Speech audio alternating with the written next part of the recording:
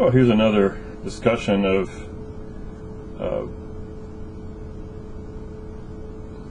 the line integral over a vector field.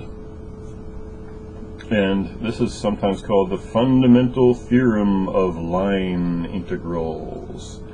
If C is any piecewise smooth curve lying in an open region R, given by this vector valued function, R of t equals x of ti plus y of tj, and t is a number from a to b, in between a and b. And our f of xy is some n function of x and y times I plus some n function of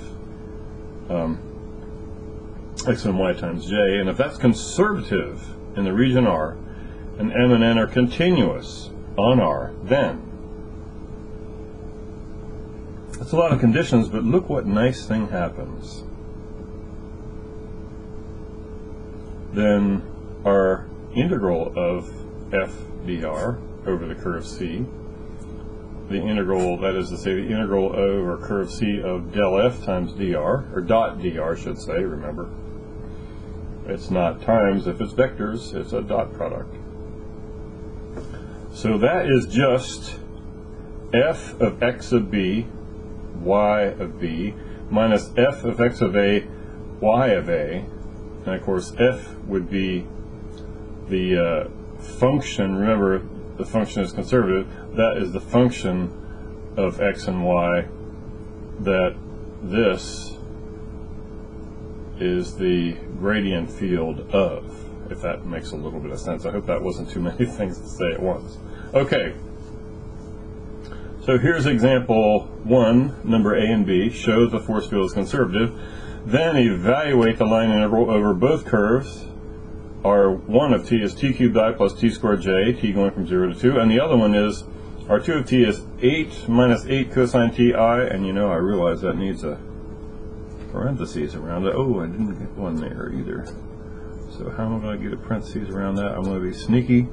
I'm going to pretend I'm raising that to a power, and I'm going to change my mind. So now I've got parentheses around it. There. 8 minus 8 cosine ti plus 4 sine of tj. Aha! And so that's our curves. This is our line integral. So first of all, we need to know that it's conservative. So the partial of m with respect to y is 2y. The partial of this n with respect to x is 2y. See? 2y being a constant. So that was nice.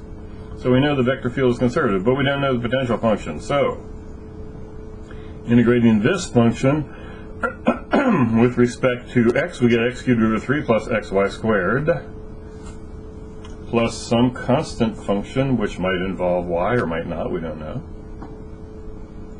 And then we'll integrate this to 2xy dy with respect to y.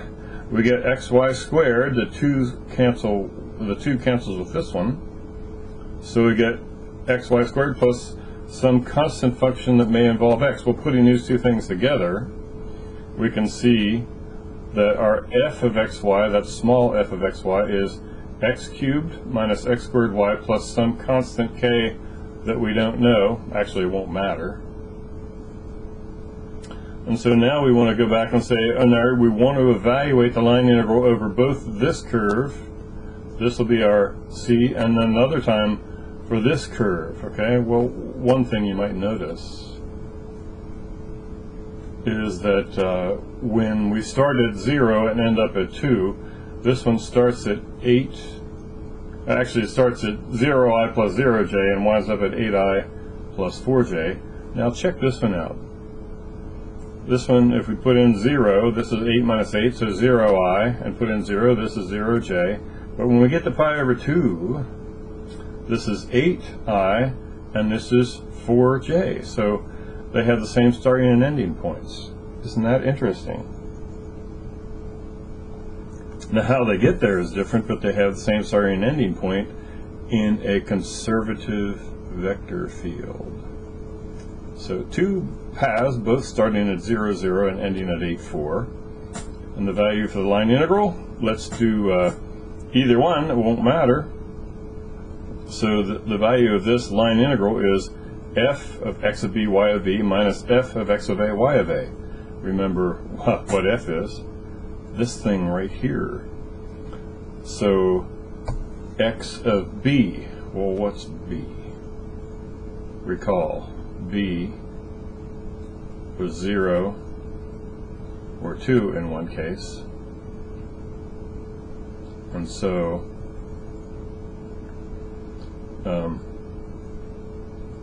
2 going in for x of b, y of b. So that means 2 goes in here, 2 goes in here for x, and I'm sorry, what am I saying 2 for? It's 8 going in here, 8 going in here, 4 going in here for y at this point right here. Minus when we put in 0. 0 here, 0 there, and both have the k, but the k's will subtract off and make 0. So here's our line integral finally, both starting at this point and ending at this point. This is like where t equals a, this is where t equals b, if you will. But here's where it starts, here's where it finishes, no matter what we call our a and b.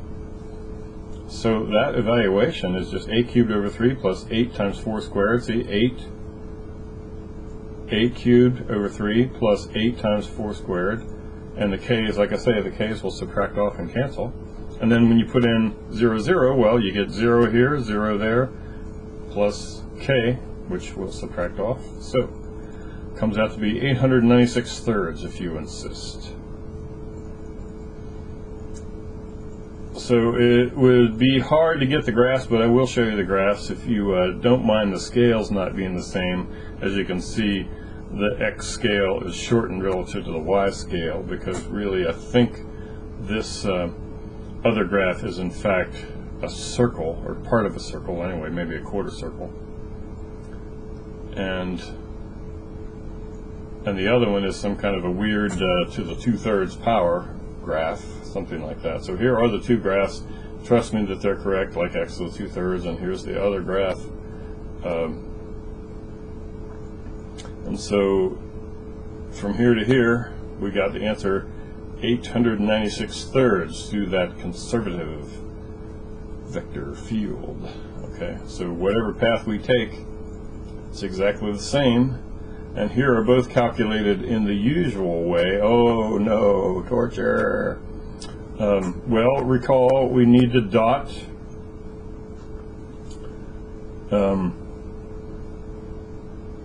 if we do this in the usual way, x squared, y squared, well, remember x was this, t cubed, y was this, t squared, so there's x squared, y squared, right? Are you with me? Are you following that?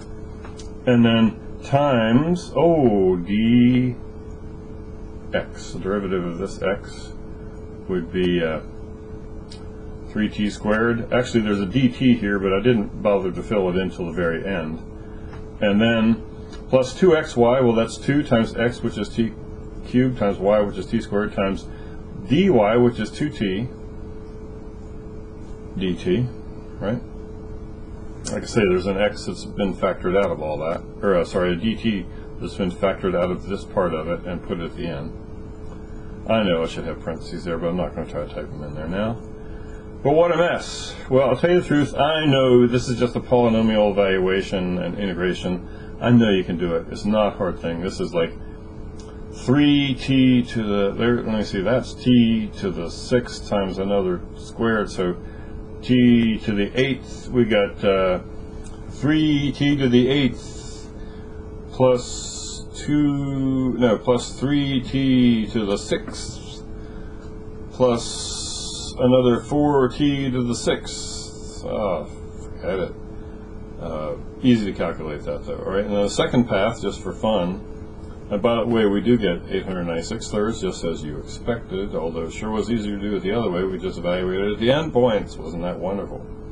But, okay, here we are with this path. Well, here's our x squared, this squared, right?